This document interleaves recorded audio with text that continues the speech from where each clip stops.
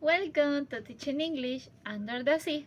I'm Maeve, and today we'll take a deep dive into the English language curriculum for Bachillerato in Ecuador. This episode is inspired by one of my favorite cartoons, Bikini and SpongeBob, because, believe it or not, the way SpongeBob learns things isn't that different from how we should approach language learning. So, get ready to explore principles, teaching approach, and the learner-centered philosophy through a fun underwater journey. Hi, Maeve. Does learning English mean just memorizing grammar and vocabulary? Oh no, SpongeBob, not at all.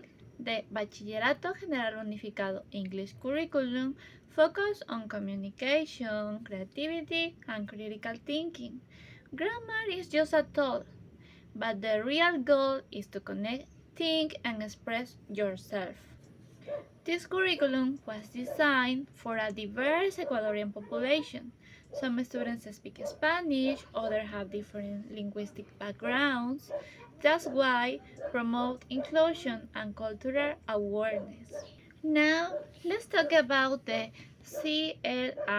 Content and the language integrated learning. That means students don't just learn English, they learn through English. For example, imagine SpongeBob learning about marine biology in English. He's not just memorizing words, he's using the language to understand real content. So it's like learning how to make Krabby Patties while practicing English at the same time. Exactly, learning is more effective when it connects to real experience.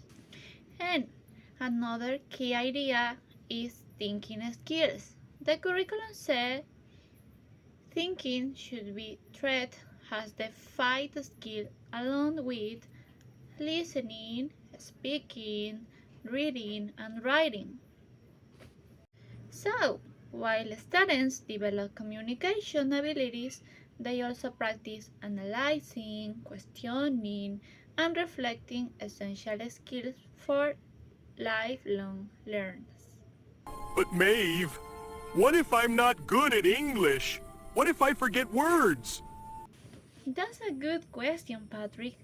The curriculum follows a learn content approach, which means teaching adapts to you, not the other way around.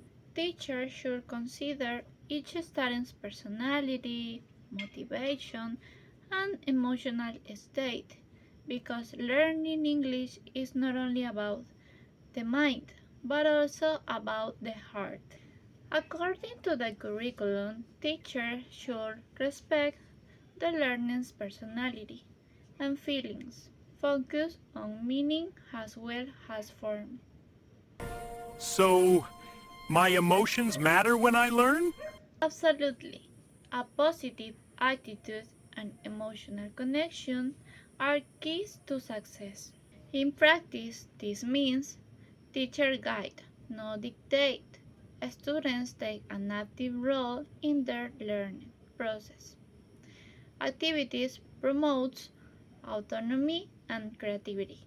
For example, if SpongeBob wants to improve his English, instead of just repeating words, he could make a mini project about jellyfish or record his own dialogues. That's how motivation grows through personal involvement. So, Maeve, this sounds like a lot of fun. But how do students actually practice English in class?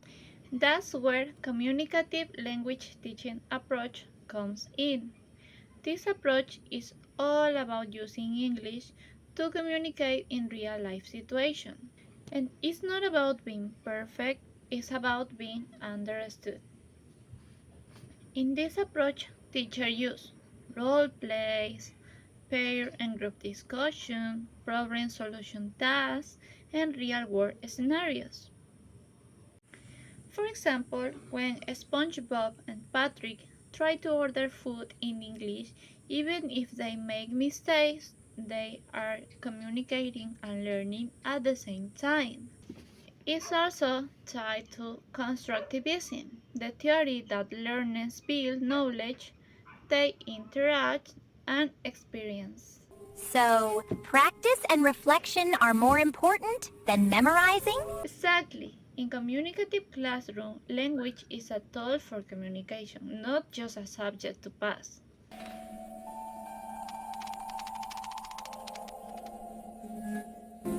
So, what did we discover in today's dive? We explore how the Bachillerato General Unificado English curriculum connects language, thinking, culture, and values.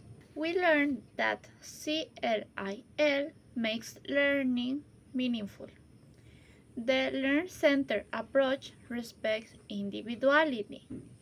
The communication approach focuses on real interaction. And thinking skills makes learning deeper and more human. So, as future teacher, our mission is to guide students to express themselves not just correctly, but confidently and creatively.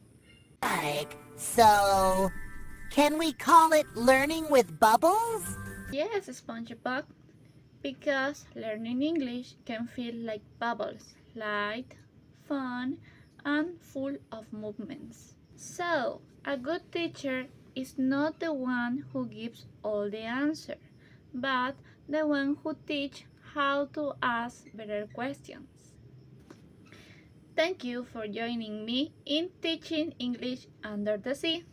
Until next time, and keep learning, keep thinking, and keep shining under the sea of education.